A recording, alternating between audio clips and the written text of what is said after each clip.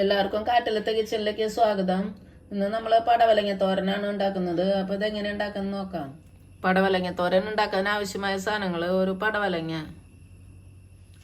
1/2 spoon മഞ്ഞൾപ്പൊടി, 2 spoon തൈര്, 5 പച്ചമുളക്, 4 ചെറിയ ഉള്ളി, 1/4 സ്പൂണ് ചെറിയ ജീരകം, 1 സ്പൂണ് വെളിച്ചെണ്ണ, ആവശ്യത്തിന് ഉപ്പ്, കുറച്ച് കറിവേപ്പില, അരമുറി തേങ്ങ ചിരകിയത്. നമുക്ക് അരപ്പ് തയ്യാറാക്കാം. ഈ തേങ്ങ ഇതിലേക്ക് ഇടാം, മിക്സിയുടെ ജാറിലേക്ക്. ജീരകം ഇടാം, പച്ചമുളക് ഇടാം, ഉള്ളി ഇടാം, തൈര്, കുറച്ച് കറിവേപ്പില ഇടാം, കുറച്ച് ഉപ്പ് ഇടാം. ഇത് തേങ്ങയിലേക്ക് ആവശ്യത്തിനുള്ള ഉപ്പ് ഇട്ടാൽ മതി. ഇനി നമുക്കതൊന്ന് ചതച്ച് കൊണ്ടുവരാം. അത് ഇതേപോലെ ഒന്ന് ചതച്ചാൽ മതി. ഒരു പ്രാവശ്യം ഒന്ന് കറക്കിയാൽ മതി.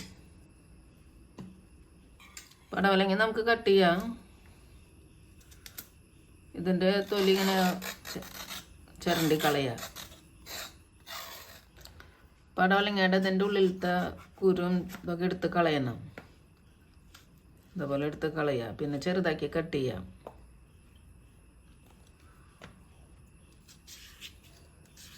ഇതേപോലെ ചെറുതാക്കിയിട്ട് കട്ട് ചെയ്യാം.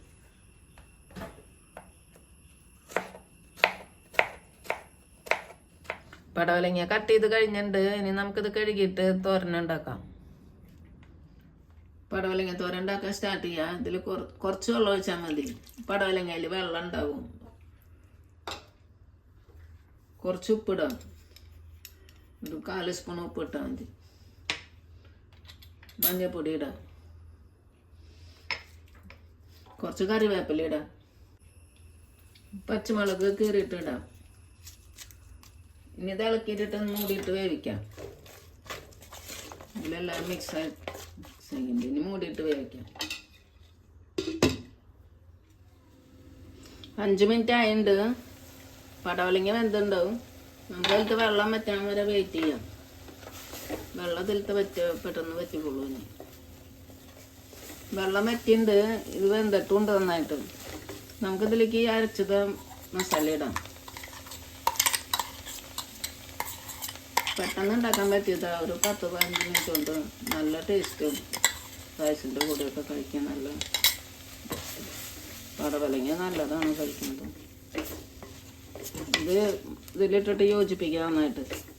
നാളികേരം ചതച്ചിട്ടിട്ട് ഒരു 2 മിനിറ്റ് ഇളക്കിയാൽ മതി. ഇനി നമുക്ക് ഇതിലേക്ക് വെളിച്ചെണ്ണ ഒഴിക്കാം. കുറച്ച് കറിവേപ്പില ഇടാം. ഉപ്പ് നോക്കിയിട്ട് കുറവാണെങ്കിൽ ഇടുക. പിന്നെ കുറച്ച് ഉപ്പ് ഇട്ടാൽ മതി. പടവലങ്ങ കറി റെഡിയായി. ഇനി നമുക്കതൊരു സർവിംഗ് ബൗളിലേക്ക് ഇടാം.